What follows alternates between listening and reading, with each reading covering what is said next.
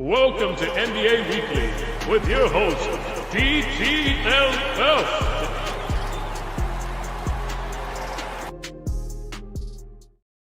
What's up, guys? It's your boy DTLF back with another NBA Weekly. How's everybody doing today? Hopefully everybody's chilling. Guys, we got some rumors for you. Obviously, Laker rumors, as well as some other things here. But very excited to be here again. Another kind of week off, you could say, for Lakers basketball since we don't play till when's the next time the Lakers play? Thursday.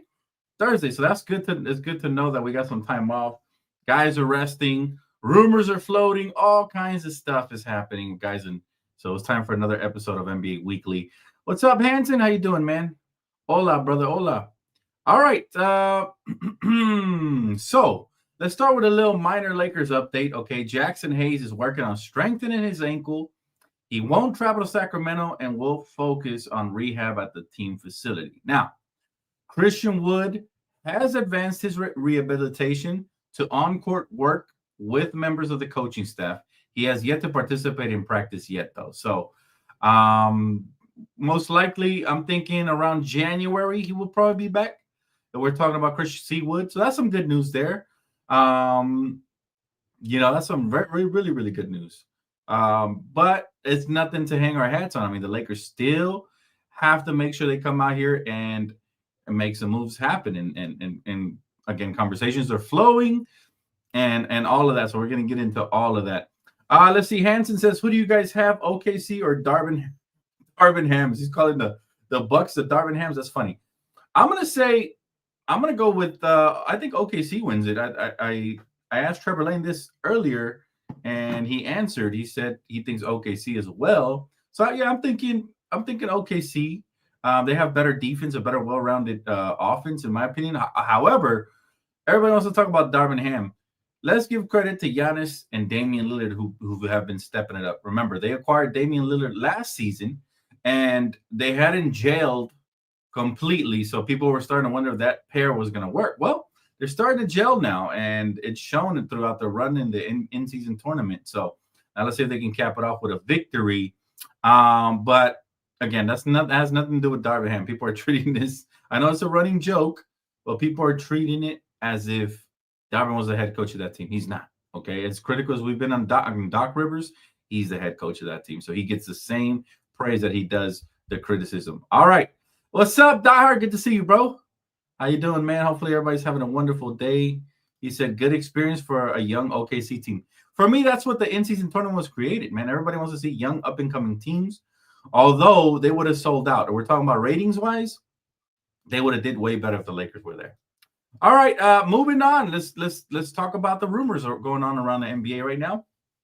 So Jovan did an interesting podcast where he gave us a lot of insight. Okay, let's start with the Lakers and Rui Hachimura.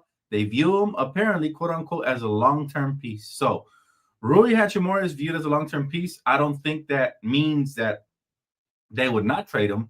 But among the four mid-sized salaries that the Lakers can trade between now and January 15th, Rui, Gabe Vincent, D'Angelo Russell, and Jared Vanderbilt, Rui is most likely the guy they prefer to keep as a longest-term piece, which makes sense because Gabe Vincent, I don't know what he can become, but I think he's hit his peak as far as basketball goes. D'Lo doesn't fit chemistry-wise or on the court-wise. He doesn't really play D like that, and Vanderbilt's been injury-prone. So obviously, it makes sense that, Rui would be the one they covet the most from those contracts. However, he didn't go on to mention that if there was a right piece, he could be had as well. So again, just food for thought. What do you guys think of Rui being the most coveted piece that the Lakers have as far as tradable contracts go? Excuse me. I think that's predictable. Also, we have a list of the Lakers that are the players that are being linked to the Lakers. All right, I have that list for you guys, and I'm gonna get into that in a little bit. But what do you guys? Before I keep going on a segment, what do you guys think about Rui being so coveted by the Lakers? Apparently, they love what he's been doing so far, and we've heard the coaching staff say that he's been the one that's been giving us the most consistent effort as far as what they want him to do, which is rebounding, etc. Do you guys agree or disagree with this front office? That's what I want to know right there. Hey, what's up, Jake? No trade news. No trade news today, but we do have some rumors here for you today. Let's see here. Rui hasn't improved. Craig, I agree with that. Although it is early in the season, Rui still hasn't shown us that he can be that piece that you keep long term. We need him to step up to the plate and be a 16 to 17 point per game scorer for that contract he has. Kind of he has to do what Austin is doing, because remember, those are our two youngsters that had the most potential. Now we're looking at Max Christie and the job he did on John Morant the other night, and that was sensational. This dude was locking up, absolutely clamping up. See if I can find the clip. But you know, I think Max Christie, Dalton Knecht, and Austin Reeves are the other pieces that we should covet the most. Even though Max Christie has also disappointed, he's got great defensive potential and size and athleticism. Again, there was a video circulating around the web. If I find it here, I'll pull it up. If I can. With Max Christie, man, it just showed what a tremendous job he did on John Morant. I mean, he was spectacular, guys. And I think I found it. Yep, there you go. Let's pull it up right here so you guys can see what a phenomenal defense this kid had, man. He was everything and then some on Ja. Behind the back pass. That's all about.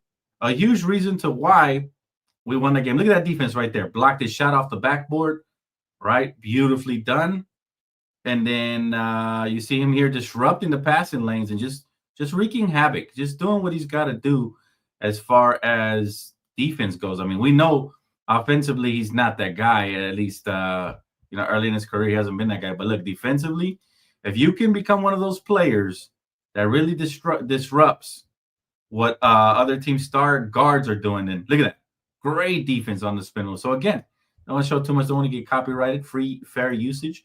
But I like it.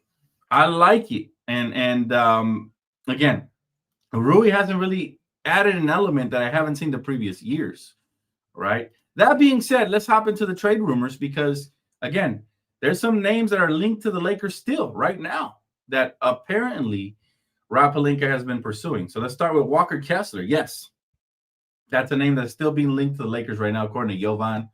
Colin Sexton, Jeremy Grant, Kyle Kuzma, etc., right? And some of the ones we've already heard, Robert Williams as well, stuff like that. Now, it says here, if the Lakers make any trades, they will likely offer a pick swap or second rounds in place of one of their picks in negotiations. So they don't want to give up, apparently, 2 first-round picks, which is the smart thing to do. You have to play hard ball.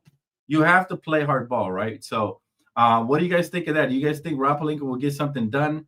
Do you guys like any of the names on the list? Again, Robert Williams, Walker Kessler, Colin Sexton, Jeremy Grant, Kyle Kuzma, and, of course, Jonas Valanciunas. Now, we also got a list of players that, as of right now, the Lakers won't pursue, and that starts with Jimmy Butler. Jimmy Butler's been heavily rumored to be interested in going to the Suns and the Warriors. And so, yeah, apparently the Lakers will not be pursuing Jimmy Butler.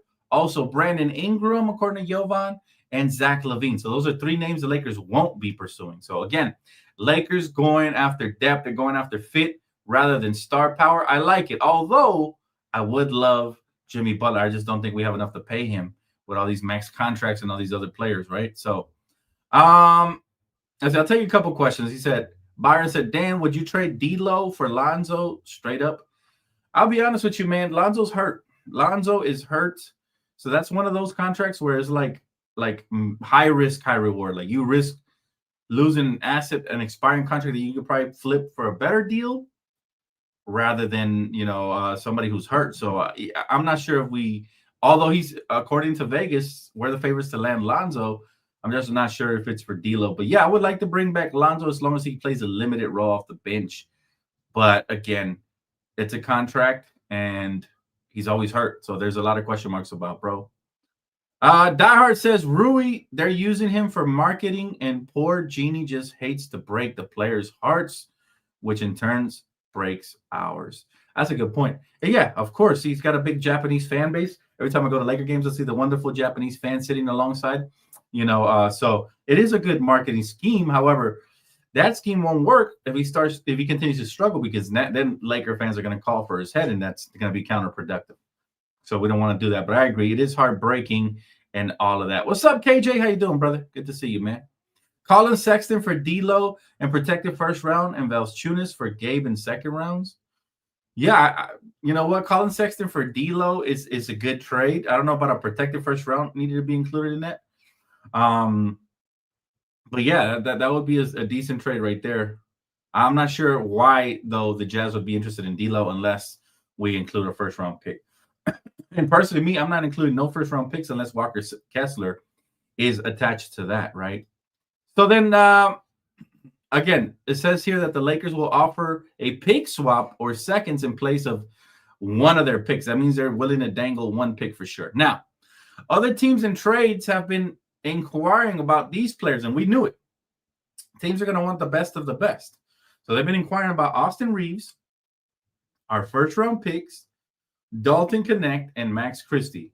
If I'm the Lakers, on top of obviously LeBron and AD, these are the 4 assets you have to covet the most. At worst, you give up one of these assets. It could either be a first round pick or Max Christie. God forbid Dalton or Austin. I think those guys are very crucial to what we do and moving forward, right? But yeah, again, just trade rumors going crazy right now, going crazy. And I'm interested to see which one of these are actually valuable as we get closer to the trade deadline. And days are going by. What's up, Solo? How you doing, bro? You did miss a little bit. We talked about it. We gave you an update. Christian Wood knee has advanced his rehabilitation to on-court work with members of the coaching staff, and he hasn't participated in practice, but maybe around January something he'll be available. We talked about Rui and how the Lakers see him as a long-term piece, and we also talked about some of the names that are currently being discussed amongst the front office and Rob Pelinka and potential trade partners, which are Walker Kessler, Colin Sexton, Jeremy Grant, Kyle Kuzma, Jonas Valanciunas, amongst others, right? And then also we talked about pieces that we aren't going after. So again, if you missed too much, make sure to rewind this video once it's posted. Just a quick little rundown. Now, again, teams are going to want the best of the best. Austin Reeves, first round picks, Dalton and Max. Now it says here the most realistic trade options for the Lakers, according again to Jovan. Shout out to him. He covers the Lakers extensively, does a great job. Are Jonas Valanciunas. All right, that's what the realistic targets are. Cameron Johnson.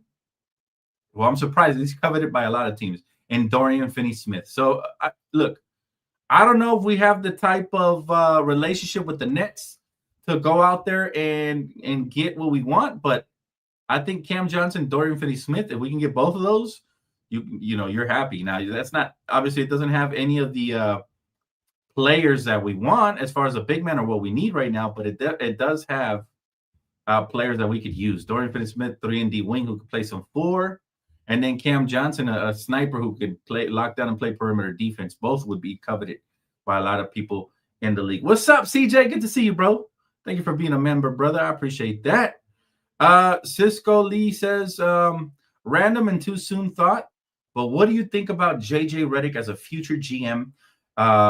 Mind to replace Pelinka next in line? I can see it happening for some reason. He's a smooth talker and relentless worker. Wow. You know what? That's way ahead of the curve, but you're thinking outside the box, and I like that, Cisco. For now, he's our head coach, though, so I won't give it too much thought. I'm looking at Bob Myers. I like what he did in Golden State as far as recruiter, check. As far as drafting young talent, check. As far as building within and building a winning culture, triple check. So I think he's the type of GM that we should, target next. Somebody with experience that's done it before and is well respected and well regarded around the league for sure, right? But excuse me. As far as these trade rumors for the Lakers, man, look, the Warriors are very active. They already acquired Dennis Schroeder, who was a great acquisition for them personally. He's a great fit as a backup guard or even somebody who might be able to start some games alongside Steph Curry. But he's a great acquisition for them and gives them a different look on the roster. They already had a good defender in Draymond, and a couple of those pieces. And now they added another really good defender who can pick up full court. And Dennis, a little pest is what he is. So that was a great trade. And they're still being active. Meanwhile, Rob Pelinka says he's active, but I don't see any sort of conversations advancing, which bothers me because he's been, quote unquote, active for the last couple of years, right? That's very worrisome for me. It's like next level worrisome. We got to figure that out. And Rob Pelinka is the common denominator if we can't make any trades again. I've also heard rumors and people talking, including Jovan, that if the Lakers aren't able to make a deal before this trade deadline's over or two to give us a legitimate chance to compete, that most likely LeBron and AD would want out, right? And that would mean a very active summer for us and the rebuild and all of that. My thoughts on that are, wow, like this is the problem I have with the front office is they cannot pick a side.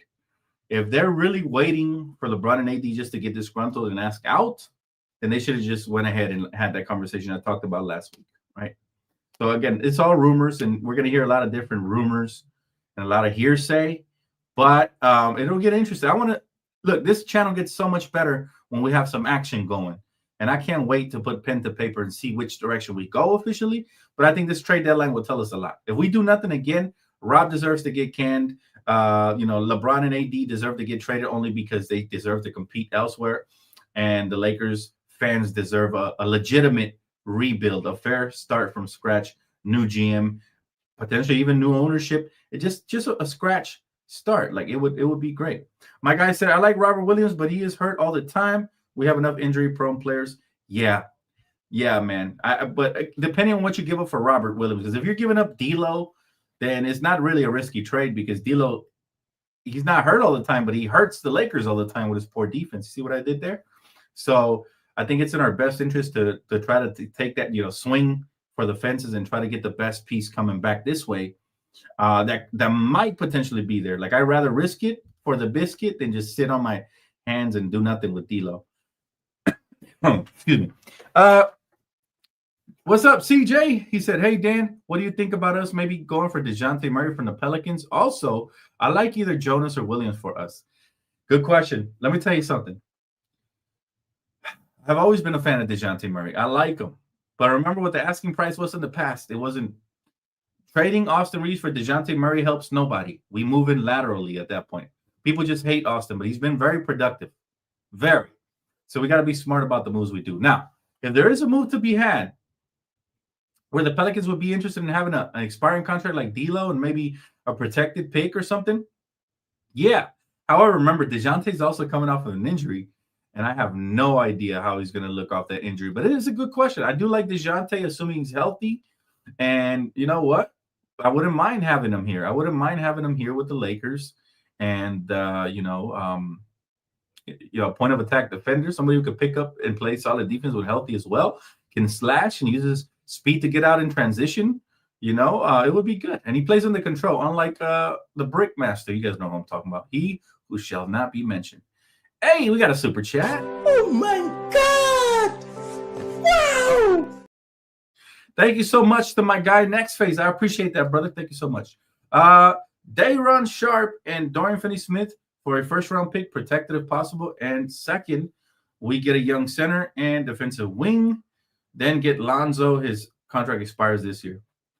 Day'Ron Sharpe is a nice, young, athletic, big man who has rim protector potential. But I think we might need to go get somebody a little more seasoned, like Jonas or Robert Williams, because the young centers or the young players, we have plenty of those already. We got Jackson Hayes. We got Koloko, who, by the way, looked really good rim protecting the last couple of games. But I think we need somebody more seasoned who's going to insert himself immediately. Remember, you get a young guy, it's a longer learning curve for them to get in here and get comfortable and do what they have to do. But you know what? I do like Day'Ron Sharpe. I'm not mad if we make that trade.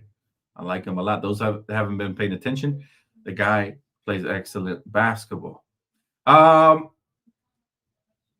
Let's see, bro. We don't have anything other teams want. That's not true, Sean. Sean, that is not true. Do not believe the mainstream media narratives, okay? Because let me tell you something, Sean. Other teams like expiring contracts. You don't believe me? The Warriors were just able to trade for Dennis for an expiring contract, essentially, and second-round picks. And we have both of those. We have expiring contracts. We have second-round picks. Matter of fact, we have more. If we really wanted to acquire Dennis, which I didn't think was a need, but would have been a nice little asset off the bench. If we really wanted to acquire him, we could have did it. But the Nets are petty. I don't think the Nets have a good relationship with us, to be honest. So it's hard for me to see Cam Johnson, Day'Ron, or Dorian Finney, or anybody coming this way, just because we've seen the Nets turn around and trade Kyrie for less to Dallas, right? So that being said, we do have a lot that teams might want. Expiring contracts, first-round picks, young talent, second-round picks. So don't let the mainstream convince you otherwise, my guy. Trust me. I'm telling you right now. If Rob Pelinka gets his ducks in order, we will do something. Says here, I stopped watching Lakers basketball because of LeBron James. He said, I'd rather have a boyfriend than watch a Lakers basketball, to be honest. Manimal. It is not the time, my guy. It is not that. We get it, man. We get it, Manimal. But it is not the time to say that, man. That's crazy. Crazy talk. And we keep Austin Reeves. He said, Lakers want to keep Rui. I'm done. Well, essentially, it doesn't say they want to keep Rui. What it says is they covet Rui, meaning they're not just going to give him away just to offload the contract, because other teams might want Rui, but they might see him as a bad contract because he's not putting up the big numbers, right? He said All-Star game should go back to East and West. I'm glad you brought that up because that's the next topic of conversation. This is NBA Weekly, so we will get into this. But let me go ahead and share this tab here because we have new rules, a brand new All-Star. Excuse me, a brand new All-Star this time around, and it says here that they have changed the rules, guys. And I want to know what you guys think because I'm not look, man. I'm open to change as far as it's good change, but why do we need more than 2 teams? So it's a mini tournament for 4 teams in 3 games. Thank you, Steph Curry, for continuing to ruin basketball. Now we need a mini tournament for the All-Star weekend. I'm like, come on. It says 24 NBA All-Stars will be selected, divided evenly into 3 8-player teams. The 4th team is the Castro Rising Stars champion. So whoever wins the Rising Stars challenge will be the 4th team. That aspect of it I do like because you get young players versus veteran players. Might make it more competitive. I see what they did there, try to mix it up because veterans think their shit don't stink. They think they're just gonna show up to the court and do whatever they want. They want to look cool for camera. It's like, all right, so let's insert some youth into that, right? Some first-time All-Stars. All right. Now it says honorary team general managers, TNT analyst Charles Barkley, Shaq, Kenny, and Candace Parker. It says Barkley, O'Neal, Smith draft their team rosters from a pool of 24 All-Star selections. Parker is the GM of Castro Rising Stars champions. So that adds another cool element because now you got Charles Barkley, Shaq, and Kenny the Jet Smith, who are always arguing and being competitive, competing and trying to see who's the smarter GM. So that adds another fun little layer to it. Now, it says here 2 teams will meet in the semifinals game, and the remaining 2 teams meet in other semifinal game 2. Now it says winning teams from game 1 and game 2 advance to face each other in the championship in game 3. Okay, and it says winner of each game is the first team to reach or surpass 40 points. So again, I don't like that. They should just put a timer on it. Why surpassing 40 points? Why do we have to put like a time limits on it? That's all weird to me. So again, they just keep it right. Like it was good up until they got to surpassing 40 points. Like, come on, fam. That to me just, and then they have to add more incentive and they got to add money to the winning team. I think $125K to the winning team. It's sad how basketball has turned from passion and I love ball and I hoop and I will show out because you guys voted for me to, I don't know if I want to play. Is there money on the line? Is there extra money? Like, come on, man. I ain't saying she a gold digger. Right? You know what I'm saying? Like, come on. These players should be incentivized enough by making it to the All-Star to put on a show for us, the fans. Instead, now they need money. It's almost like they don't care about the fans. They need all these extra side of incentives. Again, I do like certain elements of this brand new competition. I don't know if it's going to stick or it's going to be a 1 year off like a lot of other ideas they've had. But I do like the fact that young players get involved because sometimes young players are hungrier to prove themselves. I do like the fact that, Chuck and them, they get to vote for they get to choose their teams and like a fantasy draft style. So that's cool. And then, all that is cool. But what I don't like, first team to get to 40. That doesn't even feel like a full game. Again, it feels like you're babying the players. I want to watch a full game, 4 quarters. We're losing privileges. It doesn't feel like we're gaining something new and fresh. It feels like we're losing the privileges because players are lazy. And that's why I critique the modern NBA. It's really distasteful. There's so many things about it that I just dislike, and that's one of them. All right, let's see here. My guy said woke NBA. That's funny. He said, so we'll have to bet on free agents and buyouts. Hopefully not, Chorus. Hopefully the Lakers will get their ducks in order and make deals. Otherwise, LeBron might dip. And by the way, this is really starting to look like LeBron's last year. He's got this foot injury that's been bothering him for years, or so he says. You know, AD says he's got some things on his mind that he's dealing with. Like, I've never seen LeBron like this in basketball, and it is because he's about to turn 40. Okay, so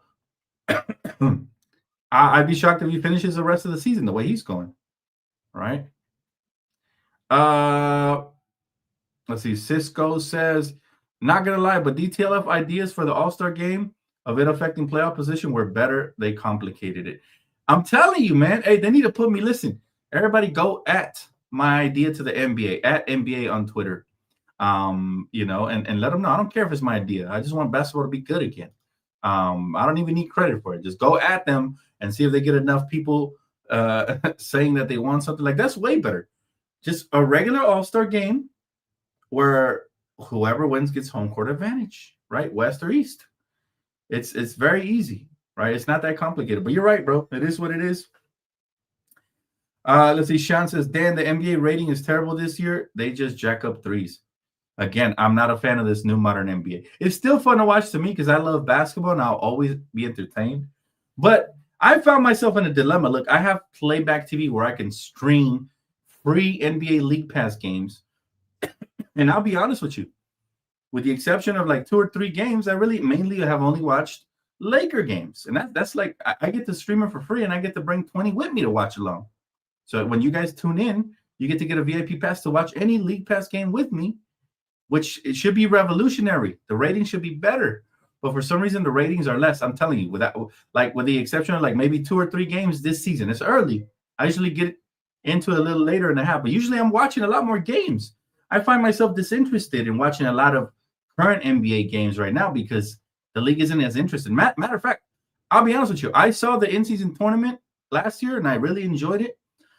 I haven't watched a single non-Laker related in-season tournament game. I've been watching highlights. That's about it. It's not that interesting. There needs to be higher stakes. There needs to be better teams. But you're right. Everybody, you know what, Sean? Everybody and their mama is coming out here shooting threes, and that just takes an identity away from teams. We talked about this the other night on Phone Call Friday. You know, teams, they used to have an identity. You knew what Derrick Rose's Bulls were all about. They were a gritty, tough team who like to slash and get out of transition, and their defense leads to offense. We knew what the Phoenix Suns were. They were the running gun team, but now everybody's the running gun team. You know, we knew what the Memphis Grizzlies back in the day were with Zebo and Marc Gasol and Mike Conley and all these guys, Rudy Gay. The grindhouse, a tough team would like to post you up and do dirt, and they were tough to beat at home, right? So now, again, everybody's just jacking up threes. You got Wemby, you got Jaren Jackson Jr., you got fat boys like Jokic out here jacking up half-court buzzer beaters, man, and making them too. So, but it is low IQ basketball. We can have a player like Max Christie jacking up 10 threes, and there most likely won't be any repercussions for it, even though he's not a three-point shooter. He's good at spotting up and knocking down some wide open ones. The form looks nice, but he's not known for that. He's known for his defense and slashing. And now everybody just jacking up threes. And they're watering down the product. Also, the fact that the NBA has pivoted away from allowing players to play defense, right? They from the moment they remove the hand checking rule, it's all gone down. Boom, boom, boom, boom, boom, boom. And so, again, it's sad, but I still love basketball. I always will. I just hope it never turns into Space Jams 2. Y'all remember that movie? I took my family to see that, and I was disgusted. They had a 4-pointer. They had all kinds of stuff. That's not really basketball. It's more of a gimmick. So this commissioner has come in, and he's done a good job to a certain degree, but on a gimmick level, he's kind of done a bad job, if I'm being honest. By the way, how many of you guys are going to watch the in-season tournament championship game tonight? I'm not. Honestly, my family invited me out to go hooping with my friends and family, and that's what I'm going to go do. I was going to watch it, but since I got the invite, I'm like, Thunder versus Bucks could be entertaining. It has potential, but it's not entertaining for me enough to put, my primary plans to the side and make time for it. Let's see. You don't care about the game? Me neither. To be honest with you, KJ, I'll watch the highlights. It's about as far as I'll go. We good off of that. See, a lot of people would much rather come watch the stream with me, which I appreciate that, than actually watching the game. And that's interesting, right? The NBA is in trouble. I'll tell you what, I think the NBA is going to end up doing away with the in-season tournament if they can't generate better interest for it. And again, it's sad because the commissioner's trying things to make competitive basketball around this time of the month. I actually think some of those games were entertaining last year, but maybe it's because of the teams that were in the tournament this year. And again, a lot of these teams don't have an identity, just running up and down and jacking up shots. But yeah, I haven't found myself entertained this year by the in-season tournament at all. Yeah, Sean, for sure, man. I will be with my family instead. Let's see. Solo says the injuries are more bothersome, especially when you are losing, old, and don't have reliable talent around you. It's very hard, not only physically but mentally as well. That's true. That is true, and that is why the Lakers have to go ahead and make trades and bring some youth and bring some size into this team and bring some consistent. Because look, the Laker team had a lot of good potential. It showed it off the bat, off the rip. To start the season, started 3-0. We were all hyped, including myself. And then injuries have happened, but more importantly, the lack of depth has been exposed for the Lakers. We got too many non-playable players. Hate to say it, but Jalen Hunchafino looking like a bust. He hasn't looked very playable, with the exception of maybe one game this season. Bronny James is very underdeveloped. I won't use the B word on him because he's extremely young, but very underdeveloped. Maxwell Lewis hasn't done anything early in his Laker career. These are guaranteed contracts. Those three I mentioned right there by themselves are guaranteed contracts. That's three pieces that aren't better than Markelle Fultz or Lonnie Walker or Stanley Johnson. You know what I mean? And so if you're an NBA general manager, you really have to question what you're doing. This is why I question what the Lakers are doing when there's better players out there and you got lesser players here. And that's why it looks like we're 12 deep. And then you subtract Vando and Christian Wood off of that. Now you're 10 deep. And then you subtract LeBron when he went missing for a week. Now you're 9 deep. And then AD when he mentally goes missing. Now you're 8 deep. And then D'Lo's been gone for about 50% of the season so far. And now you're 7 deep. And then, you factor in Gabe Vincent, who was inconsistent, and Max Christie, who's been inconsistent. You see what I mean? The depth starts dwindling down. You start looking like lesser and lesser of a team. And that is the biggest problem the Lakers have right now. This is why they need a trade or 2 or 3 and go out there and go get pieces that are going to be reliable every single night. And that's hard to do off the trade market, to be honest. It's hard to find consistency unless you go out and you get veterans. This is why I think it's more important to get, veterans. I prefer veterans now rather than like day run sharp. Because right now we're not rebuilding, right? So I'm not sure if even you get somebody like that, if our guy JJ is going to play him a lot. You know what I mean? Like, who knows? All right, let's see here. We're going to get right into the power rankings, guys, before I get into the questions. Let's go ahead and pop them up. These are the NBA Weekly Power Rankings brought to you by NBA.com. All right, so I think we know. The Washington Wizards, man, they're going to have a fire sale. All right, they're 3-21, and they should be because they're probably going to try to secure a top 3 spot to get the first overall pick this year, okay? The Pelicans, 5-22, they're going to have a fire sale. Rumor has it. Obviously, CJ McCollum's on the trading block. Zion apparently is on the trading block, and so is Brandon Ingram. So it'll be interesting. I think there's going to be more sellers than buyers this trade deadline, though, which means that we might not see as many trades as we hope for. But I hope that there is enough buyers for these sellers, okay? Because I would love to see all these pieces move around the league. You got the Portland Trailblazers. Again, there's another team that should be bottoming out. That means getting rid of players like DeAndre Ayton, Robert Williams, etc., right? Jeremy Grant. They got players that just don't fit their scheme and what they're trying to do. Another team here, bottoming out at 27 here, the Utah Jazz. The Charlotte Hornets, honestly, I don't know what they're doing either. They got a young team, but they never seem to be any good. Even though they got LaMelo out here playing like a star and Brandon Miller looking like an up-and-comer, they still losing a lot of games. And it's just Mitch Kupchak's MO, right? Mitch Kupchak's not a winner. He's somebody who gets young talented pieces who get underdeveloped, and I don't know. He couldn't do nothing with our Lakers, that's for sure. Toronto Raptors, 7-19. Okay, another seller team for me personally. They should be selling pieces. The Detroit Pistons, actually, to me, this is an overachievement for them, 10-16, especially considering the season they had last year. Brooklyn Nets, and they already started their selling, right? They already started selling. They started with Dennis. Now they can't stop now. Everybody else got to go. Cam Johnson, Cam Thomas, all the Cams out there. Dorian Finney-Smith. Again, if they hold on to those pieces, I don't know what the hell they're doing. Chicago Bulls, another seller team, even though they're only 4 games below 500. I don't expect them to do anything. I could definitely see Vucevic being dealt. I could definitely see. I don't know if Zach LaVine's contract will be, good for anybody, but I can see it. The Philadelphia 76ers, they don't have anything to sell.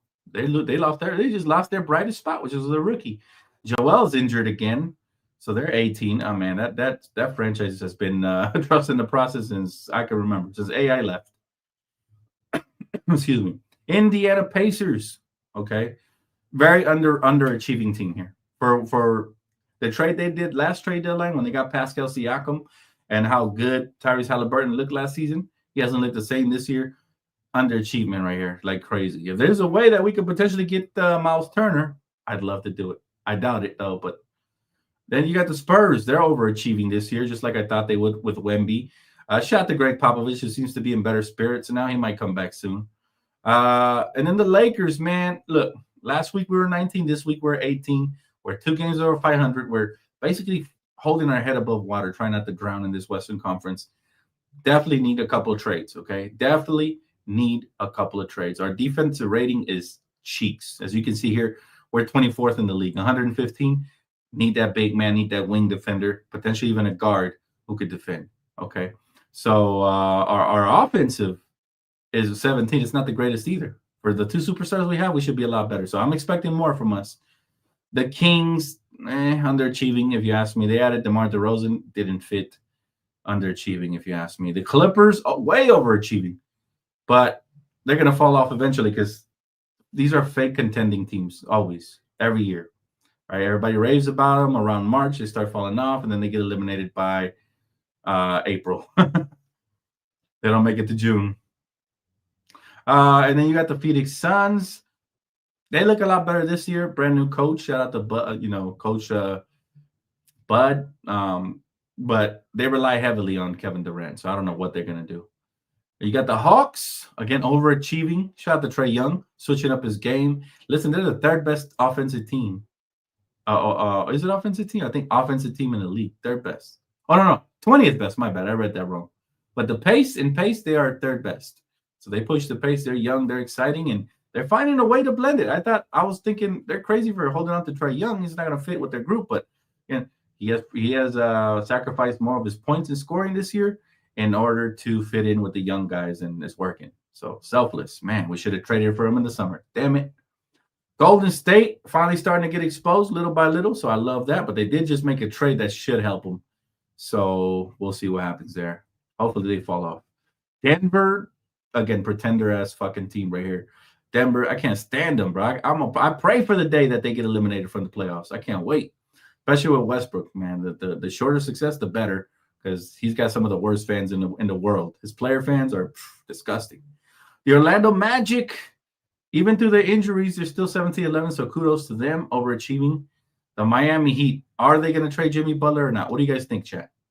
Will they be trading Jimmy Buckets or not? Like, I'm curious. What do you guys think of that? Solo says, I had the Kings on my sleeper team. I didn't think they would struggle this much. The West is tough, Solo. It just tells you how tough the West is. It is tough, man. But yeah, as far as the Heat go, I don't know what they're going to do with Jimmy. Now, if you guys saw my podcast with Stanley, he touched on it and how some of these trade rumors are fake trade rumors because they're trying to renegotiate. However, I will say this: Pat Riley, he's not taking no BS. All right, if he doesn't want to overpay for a player, he will trade him. He will. And if Pat Riley feels like they'll be all right without Jimmy, he'll get rid of him. But I wonder where his list is. Phoenix. I don't know why anybody wants to go out there to the desert, and Golden State. So those are his list right now. All right, Minnesota. I told you guys they would eventually pick it up and start gelling. They have won 6 of the last 7 games. They climbed out of the 12th slot, and here they are. So, yeah, I'm not surprised at all. I like to trade for them when they made it. People were ragging on them for trading Cat. Cat is a softie, man. I've been saying this for a long time, and trust me, the Knicks are my second favorite team. I still believe Cat is a softie. I just think Cat, for whatever reason, they have more offensive and offensive firepower over there. he'll fit in there offensively. Defensively, that's where the Knicks will get cooked. Milwaukee, well, unless Mitchell Robinson comes back healthy, then it would be a much better fit. Milwaukee starting to play good. Obviously, they're playing for the cup today. Nobody cares. New York Knicks, 16-10. Of course, the trade is benefiting them. People think it's just a cat trade. No.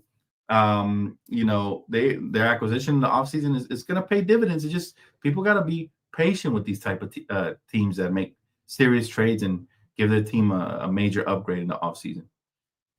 The Rockets continue to overachieve, in my opinion. 17-9 is way better than I thought they'd be this year, but I'm not surprised because, again, young talent, eventually, if you draft the right pieces, they will start gelling together and getting better. Memphis, way overachieving, but we just smacked the shit out of them, so I'm proud of the Lakers for that. You got Dallas out here, 17-9, playing really well. We knew they would be good. They made it to the finals last year. And, again, no acquisition, starting to fit in little by little. With Klay Thompson and the Celtics. It makes me happy to see them fall in the power rankings here. And then number 2, Cavs for the first time, not in first place. Okay. And then Oklahoma City up there, up top. Up top, surely, one of the most dangerous teams, not just in the West, but in the NBA, guys. And that's your power rankings. I have no problem with these power rankings today. Usually I complain about them or whatever, but Benaya, I seen it. I was just talking about it earlier. Yeah, the Pelicans making everybody available as they should. They have been one of those teams that are just out there doing absolutely nothing and doing absolutely no one any favors by just holding on to pieces that don't fit together. First and foremost, I have to address the elephant in the room. All right. Everybody was giving praise to Griffin, right, when he joined because of the great job he did with Cleveland, this and that. He has not done a great job with the Pelicans. Now, part of it isn't his fault. Adrian Griffin, right? Part of it isn't his fault because there's been tons of injuries there. But you should have known, and I said this a long time ago, probably like a year or two ago, that Brandon Ingram and Zion Williamson are just a horrible fit. They should have sold high on both of them, personally, because I don't think you could build a franchise around any of them at this point of their careers. But they should have sold high on Zion when the Knicks were interested. Maybe they would have been the team that landed all those draft picks and young talent, right? Guys like R.J. Barrett and all that for Zion. And they should have sold high on Brandon as well when he was putting up 24 points a game. You can still put it up. You can still put it up big time, but clearly it's not impact basketball when their record is so bad, right? They have 5 wins on the season, I believe. 5, right? I think that's what we saw. Let me see. 5 wins on the season with both Zion and Brandon, which means and now Zion's always hurt again. So his trade value is going to be garbage. Zion is a beast when he's healthy and when he's focused, but he's overweight, fam. They're 5-22, which tells me exactly all I need to know about those two. They were never going to work. They were never going to work. You didn't get the alert? Oh, all good, Striga. Don't worry. This video is almost ending, but it was definitely a good one. A lot of information on here. Make sure you guys tap in the like button as you come in. I do appreciate you, my friend. Don't worry about it. I'm going to drop more videos. I know the rumors are coming crazy. I'll give you the recap, though. I mean, talked about the targets that the Lakers are trying to acquire. We talked about injury report update. Christian Wood has started to make a little bit of progress, so that's good. If you want the full details, just make sure to rewind it. We talked about the power rankings. We just went through the power rankings just now. And, we talked about a lot of different things. So, again, NBA Weekly, make sure you guys turn on the post notification bells. I know YouTube sometimes does me dirty because he doesn't give you guys the notifications, but that's all right. You can always go ahead and check it out once it does post. But I do appreciate you, my friend, always for tapping in here with your good friend DTLF. And I cannot wait. Oh, my God. I've been staring at that at those presents under the tree that you sent on over. So I cannot wait for Christmas Day to open them on the live stream and share my joy with you guys. Zion is hurt and doesn't want to be in New Orleans. I know. Hey, listen, a part of me has always thought that Zion is doing this because he wants out. And I've always thought, what if the Lakers actually took a swig on him and actually tried to acquire him? Because it's just the injury history, bro. That's the biggest problem for me. The talent is there. He's always hurt. Don't get me started on Mariah Mills either, man. The distractions off the court, man. Imagine how distracted he would be in LA if he was distracted in New Orleans. Can you imagine? But man, that's one of those high risk, high reward targets, man. Zion is a beast. Imagine having a little baby Shaq bowling ball going down the lane over here. That would be insane. But I just don't think the Lakers would risk it, only because it is a high risk, right? High risk for sure. But now it's going to be the lowest asking price on anybody on the Pelicans. If I'm the Lakers, I'm actually targeting wings, 3-and-D wings like Herb Jones instead of Brandon Ingram, instead of Zion, and instead of CJ. You know, guys who can for sure make an impact, whether they're scoring or not, right? So, yeah, that's what if I'm the Lakers or any team that's trying to compete, that's what I'm targeting. But if you're a young team, like let's just say Charlotte might be able to get away with this, and they can package a couple of pieces to try to pair up Zion with LaMelo and Brandon Miller. You might have something there. Who else would Zion be a good fit on? I'm curious. I just hope trades actually happen. It's not just rumors, because remember, Stanley Johnson did say on our podcast the other day that a lot of these are just renegotiation tactics, and a lot of the rumors you hear never really happen. And that's what I mentioned. Yeah, I know it's a lot of the rumors you don't hear that end up happening. So let's see what type of blockbuster deals. That always gets us excited. You know, I will be live on as soon as any blockbuster deal goes, and as long as I'm not in the gym, I will be live here with you guys to react. Even non-Laker blockbuster trades. All right, we're expanding on the channel for sure. Zion wouldn't be able to handle LA. Yeah, bro. No way. This dude would be dating Kardashians and shit, just so distracted. I could already imagine. This man thinks with his pants, man. You got to get my man needs to focus on basketball, man. Again, that is the problem with the modern NBA athlete. They feel like once they made it into the NBA, they've made it. No. You could be a billionaire like LeBron. That should be the target. In order to be that, you have to build your brand. In order to build your brand, you have to put in the work. In order to put in the work, there needs to be results on the court. Consistent, efficient results on the court. And that seems to be a lost art. They don't make them like Kobe. They don't make them even like AI or like KG or like T-Mac. You know, these hard workers, Vince Carter, guys that were dunking when they were 40. You know, they don't make them like that no more, man. That's why guys are always hurt. All right? It's tough. Let's see. My guy Solo says Zion would be good on Golden Corral. Bruh. Come on, Solo. Damn, bro. You cook Zion, man. He might be a future Laker. We might have to pull that back, man. We might have to pull that back a little bit. Let's see. My boy Tex says, Dan, I like Mark Williams a lot. He might be a keeper for the Hornets, but I would love that dude on the Lakers. Yeah, any sort of true rim protector and dirty work player, I think would be amazing on the Lakers for sure. That would be great. Cisco says, what are your thoughts on Davion Mitchell? I see Drew Holiday like defense from him, and that's exactly what we need. You think he can be a cheap get? Davion Mitchell's nice, but he's an unproven player. I'm kind of tired of getting unproven players. We got too many of them. You know, we've got too many unproven players. I prefer to go get a vet, somebody that's going to come in and do work. To be honest with you, if we clear a roster spot, I wouldn't mind bringing in Markelle or Lonnie Walker or any of those guys I've mentioned beforehand. I don't think we really need to go get another young piece like Davion Mitchell or somebody like that. Unless the young piece is like generational, I don't think I want them, bro, to be honest, right now. We have plenty of youth on the team already. We got Dalton Connect. We got Max Crystal. We got Austin. We got Rui. You know, who else we got? We got plenty of youth right now. Jackson Hayes. The list goes on and on and on. Of Bronny, who doesn't even feel like he's a part of the team. Jalen Hood-Schifino. Maxwell. That's 8 guys that are under 27 years right there.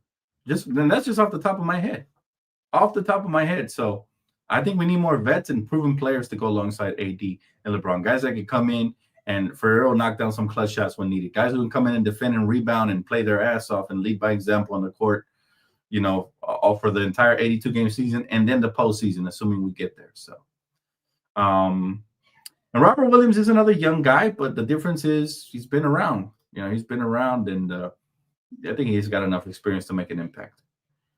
He said, I wish Charlotte would trade us Nick Richards. I like Nick Richards as well. A lot of pieces that I like. Out there.